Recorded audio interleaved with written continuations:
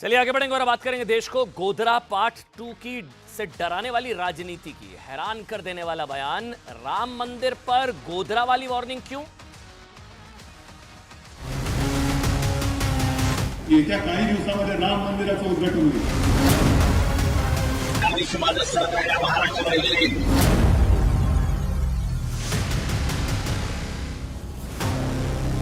राम जन्मभूमि के निर्माण के साथ गोधरा जैसे घटना करने की बात उद्धव ठाकरे यह पागलपन, दिमाग या दिवालियापन को झलकाता है।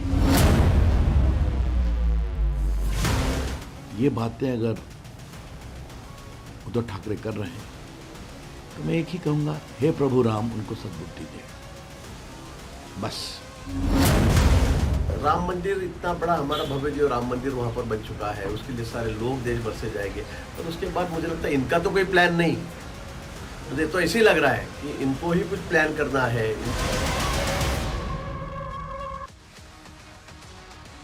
देखा, अयोध्या में रामलला के विराजमान होने की शुभ घड़ी आ चुकी है। ठीक 133 दिन बाद यानी कि 22 जनवरी को राम जन्मभूमि पर रामलला विराजमान होंगे।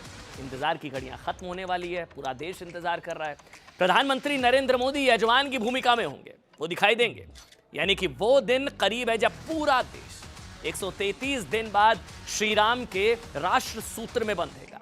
राम मंदिर के लिए करीब 500 साल का इंतजार, 500 साल के संघर्ष के बाद इस मौके पर आप भारत को, मतलब भारत की धार्मिक और सांस्कृतिक सम्मान की प्राण प्रतिष्ठा का मौका भी कह सकते हैं। बहुत बड़ा मौका है। यानी कि 500 साल के संघर्ष के बाद अयोध्या समेत पूरा देश जश्न मना रहा है। राम मंदिर के रास्ते में रोड़ा अटकाने वाली तुष्टीकरण की सभी बाधाएं अब हारने जा रही हैं। श्री राम आ रहे हैं, कौन घबरा रहे हैं? सवाल तो उठ रहा है। सभी बाधाएं हार रही हैं। ऐसी शुभ घड़ी के मौके पर भी देश को गोधरा कांड की याद दिलाई जा रही है।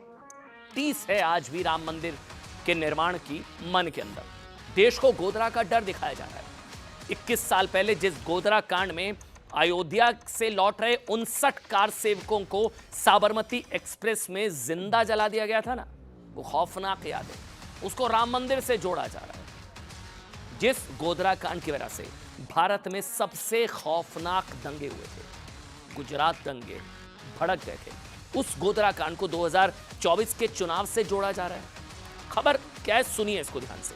इंडिया गठबंधन के नेता उद्धव ठाकरे ने देश में गोधरा कांड दोहराए जाने को लेकर एक बहुत बड़ा दावा कर दिया। उन्होंने अंदेशा जाहिर किया है, उन्होंने चेतावनी दी है, उन्होंने एक तरीके से वार्निंग दी है। उद्धव ठाकरे ने कहा कि राम मंदिर में रामलला की प्राण प्रतिष्ठा के वक्त देश भर से हिंदू बसों और ट्रेनों में आएंगे, और जब वो कार्यक्रम में शामिल होने के बाद वापस लौट रहे होंगे, तब बीच में कहीं गोधरा कांड जैसा कुछ हो सकता है, यह अंदेशा जाहिर किया है उद्धव ठाकरे ने। उद्धव ठाकरे ने कहा कि फिर देश में कत्लेआम हो सकता है, फिर लोगों के घर जलेंगे और इस आंच पर वो लोग रोटियां सेकेंगे। दरअसल वो बीजेपी पर आरोप लगा रहे थे कि ये बीजेपी इस तरह की साजिश कर सकती है, लेकिन इसी जल्दबाजी में उन्होंने राम मंदिर को गोधरा से जोड़ दिया और गोधरा की भविष्यवाणी उन्होंने एक तरीके से कर दिया राम मंदिर शिलान्यास के दौरान। सत्यपाल मलिक किंवा त्या गोवाबाईंनी सांगितले की येत्या काही दिवसामध्ये राम मंदिराचं उद्घाटन होईल। तारीख ठरते, मला कोणी सांगितलं की शिवसेना प्रमुखांच्या वाढदिवशी करतात 23 जानेवारी, म्हणजे चांगलं आहे, स्वागत आहे। पण डाव असा असू शकतो की राम मंदिरासाठी देशभरातून लाखोच्या संख्येने हिंदू बोलवायचे, बस, गाड्या, ट्रेन सगळ्यांनी यायचं आणि तिकडनं झाल्यानंतर परतताना मध्ये कुठेतरी गोधरा ठेवायचं। अब सवाल तो है, देखिए उद्धव ठाकरे कह रहे हैं कि गोधरा जैसा कुछ हो सकता है, वो अंदेशा जाहिर कर रहे हैं, वो वार्निंग दे रहे हैं, वो चेतावनी दे रहे हैं।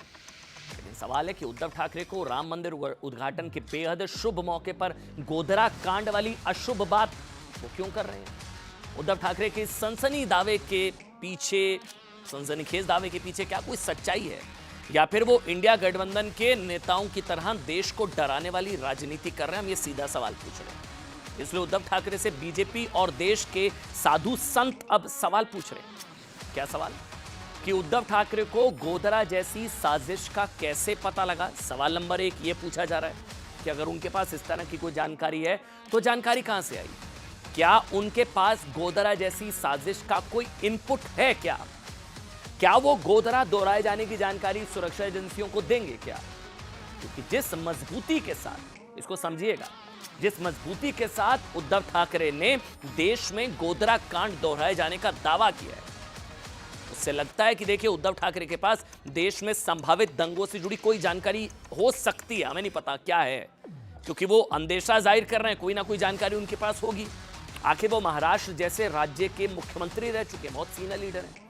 उद्धव की पार्टी में कई सांसद और विधायक हैं, और उद्धव ठाकरे इंडिया गठबंधन से जुड़े हैं, जिनके पास कई राज्यों के मुख्यमंत्री भी हैं।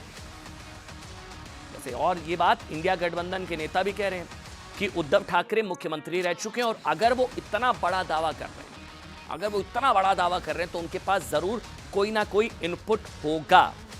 इसलिए देश में कई लोगों को लगता है कि अब उद्धव ठाकरे को खुद सामने आकर गोधरा कांड दोहराए जाने से, मतलब एक तरीके से अगर ऐसा हो सकता है तो उनको तो खुद जिम्मेदारी निभानी चाहिए, उनको आके बताना चाहिए, सुरक्षा एजेंसियों को ये जरूर बताना चाहिए कि उनके सनसनीखेज दावे का आधार क्या है, और क्या उन्हें गोधरा जैसी घटना को लेकर कोई इनपुट मिला है क्या, जिसे वो देश की सुरक्षा एजेंसियों से छिपाना बिल्कुल नहीं चाहेंगे।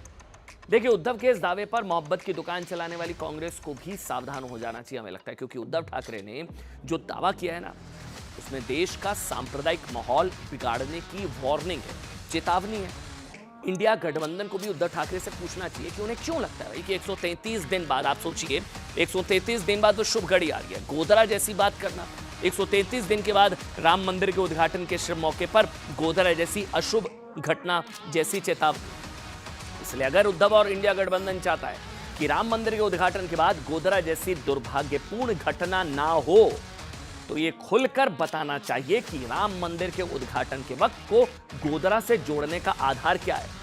अगर उद्धव और इंडिया गठबंधन ऐसा नहीं करते हैं तो देश में ये मैसेज जाएगा कि उद्धव और इंडिया गठबंधन के नेता देश को डराने, भड़काने और राम मंदिर के बहाने फिर से देश में हिंदू मुसलमान के बंटवारे की राजनीति कर रहे हैं, और राम मंदिर के उद्घाटन के शुभ मौके को भी सांप्रदायिक राजनीति के लिए इस्तेमाल किया जा रहा है। सुनिए। ये बातें अगर उद्धव ठाकरे कर रहे हैं तो मैं एक ही कहूंगा, हे प्रभु राम उनको सद्बुद्धि दे, बस। महाराष्ट्र के पूर्व मुख्यमंत्री कहते हैं कि राम मंदिर के उद्घाटन के बाद में जो राम भक्त वापस आएंगे तो उनके साथ गोधरा जैसी घटना हो सकती है। समझ में नहीं आ रहा कि उनके पास कोई इंटेलिजेंस इनपुट है या अपनी मनगढ़ंत कहानियां बना रहे हैं, और या फिर उन जिहादियों को भड़काने की कोशिश कर रहे हैं जिन्होंने S6 कंपार्टमेंट जो साबरमती एक्सप्रेस का हक था 2002 में गोधरा के अंदर जिंदा जला दिया। मुझे लगता है कि एक जिम्मेदार राजनेता को जिम्मेदारी के साथ कोई वक्तव्य देना चाहिए। मैं तो समझता हूं कि वो मुख्यमंत्री रहे और उद्धव जी हल्के व्यक्ति नहीं, अगर कुछ कह रहे हैं तो जाहिर है उनको इनपुट होगा। और हमने तो वो किताब पढ़ी है ना, तमस, भीष्म साहनी की, जब मंदिर में गाय काट के फेंका जाता था और मस्जिद में सुअर फेंका जाता था, और फेंकने वाले कौन हुआ करते थे। आज उनकी राजनीति चमचमा रही है, वो राजनीति इस देश के मिजाज के अनुरूप नहीं है। महासागर तालाब में तब्दील ना हो, ये बार बार मैं आग्रह करता हूं। देखिए, उद्धव ठाकरे और इंडिया गठबंधन को यह ध्यान भी रखना चाहिए कि राम मंदिर के उद्घाटन के बाद अगर एक भी राम भक्त पर पत्थर पड़े, एक भी जगह राम भक्तों के खिलाफ हिंसा या आगजनी की घटना हुई, तो यह सवाल उनसे जरूर पूछा जाएगा कि क्या उनको जानकारी थी कि गोधरा कांड पार्ट 2 की जानकारी होने के बाद भी उन्होंने इस साजिश का सच देश से क्यों छिपाया। क्योंकि देखिए, मनोज झा भी कह रहे हैं कि वो हल्के आदमी नहीं, हल्की बात नहीं करेंगे, उन्होंने कुछ कहा है तो जरूर कुछ होगा, और अगर उनके पास इस तरह की जानकारी है तो क्या उनको शेयर नहीं करना चाहिए। और अगर कभी राम भक्तों पर इस तरह का कुछ हमला हुआ तो फिर क्या उनसे सवाल नहीं पूछा जाएगा कि आपने क्यों नहीं बताया था।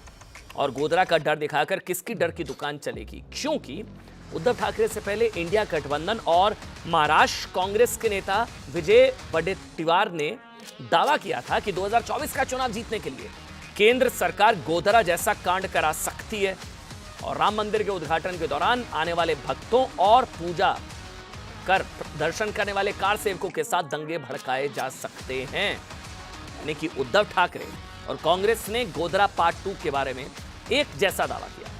इससे साफ है कि दोनों ही नेताओं के इस बात मतलब उनको इस बारे में कोई जानकारी तो है कि भारत में राम मंदिर के उद्घाटन के बाद सांप्रदायिक माहौल बिगड़ सकता है।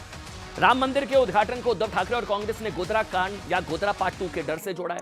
वो देश के लिए कितना खतरनाक है, ये बात आप गोधरा कांड के फ्लैशबैक से एक बार समझ लीजिए। हम आपको जल्दी से बता देते हैं आज से क्या हुआ था। 21 साल पहले गुजरात के गोधरा में साबरमती एक्सप्रेस में 59 राम भक्त कार सेवकों को जिंदा जला दिया गया था। साबरमती एक्सप्रेस में जिंदा जलाए गए राम भक्तों में 27 महिलाएं, 22 पुरुष और 10 बच्चे थे। साबरमती एक्सप्रेस में राम भक्तों को निशान बनाकर पहले पत्थरबाजी हुई, फिर पेट्रोल छिड़ककर आग लगाई गई। जिंदा जलाए गए ये राम भक्त 59 राम भक्त अयोध्या में राम मंदिर के लिए पूर्ण आहुति यज्ञ में शामिल होकर लौट रहे थे। गोधरा में राम भक्तों को जिंदा जलाए जाने की वजह से 2002 के भयानक गुजरात दंगे भड़के, जिसमें सैकड़ों लोगों की मौत हुई, जिसका जिक्र भी किया जा रहा है। गोधरा और गुजरात दंगों पर आज देश को यह भी ध्यान रखना चाहिए कि गोधरा में 59 राम भक्तों की हत्या को कैसे कांग्रेस की अगुवाई वाली यूपीए सरकार में झुठलाने की कोशिश हुई। कांग्रेस सरकार में वर्षों तक यह झूठ फैलाया गया कि साबरमती ट्रेन जलाई नहीं गई थी, बल्कि खुद जल गई थी अंदर से। बोगी को बाहर से पेट्रोल डालकर नहीं फूंका गया था, बल्कि 59 राम भक्त बोगी के अंदर शॉर्ट सर्किट की वजह से जल गए थे। लेकिन गुजरात हाईकोर्ट ने कांग्रेस सरकार के वक्त आई ऐसी रिपोर्ट्स को सबूतों के खिलाफ माना। वहीं गुजरात सरकार की ओर से गठित नानावटी आयोग ने कहा था कि साबरमती एक्सप्रेस में आग दुर्घटना नहीं थी, बल्कि इसको छुपाने की कोशिश हुई। लेकिन आखिरकार सच देश के सामने आया। उधर मोरक्को में जो भूकंप आया है